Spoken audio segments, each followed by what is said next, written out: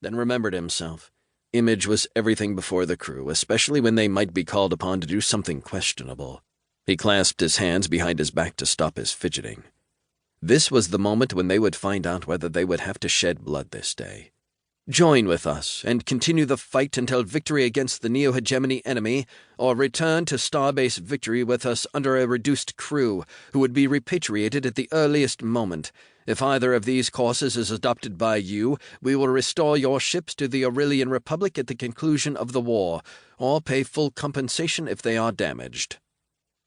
Now it was time for the sweetener. Cutter leaned forward. There was no way in hell any Republic ship would fight against the hegemony, not after the Neo-Executors had let it be known they'd gather up as many friends and families of the refugee crews as they could find. They would have them installed as guests in their facilities before the day was out, an honor from which they would never return. To the aft of Cronus, another huge ship, the carrier Corvus, began dispensing a blinking line of icons. The transponders were on, blaring the Cyclone torpedo bomber's presence, letting the Republic see the launch of even more opponents, hoping that would ease their decision even more. Alternately, if you feel bound to stipulate that your ships should not be used against the hegemony lest they break the terms of your armistice, then you must demilitarize to our satisfaction, or perhaps allow your vessels to be entrusted to, say, the Federation and remain safe until the end of the war. The Cyclones flocked around their hold points. The ships of the fleet were where they needed to be to rain fire down on the base. Everyone was in position. Everyone was ready to go. Cutter lowered himself into his seat, his fingers tapping unbidden on the leather of his armrest. The churning in his gut was even worse than during the headlong rush to rescue the expeditionary force from the death trap of Port Rorian. Only this wasn't nerves. It was shame, for what they were about to do if the Republic's admiral in charge over there didn't do what he needed to do to save his spacers' lives. "If you refuse these fair offers," Lattimore's voice lowered, genuine sorrow lacing her words, "I must with profound regret require you to scuttle your ships. Finally, failing the above, I have orders from the Kingdom government to use whatever force may be necessary to prevent your ships from falling into hegemony or their allies' hands." The Prime Minister allowed silence to fill the calm for long seconds, letting her words settle into the listening ears. This theater was as much for the spacers of the Kingdom fleet as for the enemy. They had to know that the Republic was being given every possible chance. For this, if the Kingdom's offer was rebuffed, to be the Republic's fault. For their own consciences, if nothing else. And Cutter supposed for historical record.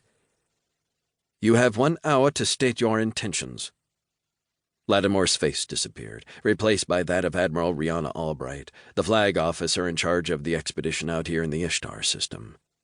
"Ladies, gentlemen," Albright spoke, and her voice held none of the regret, false or otherwise, that Lattimore's had contained. Instead, she spoke with utter clarity and conviction, and even if Cutter was hearing it right, eagerness.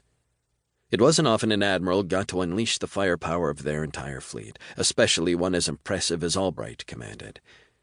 "This may be a grisly business we are about to undertake. Rest assured, whatever happens this day, the Republic fleet must not fall into hegemony hands, and we will do whatever it takes to ensure it does not." She paused, her eyes boring through the screen, her head aggressively tilted forward as if she were a fighter going into the ring.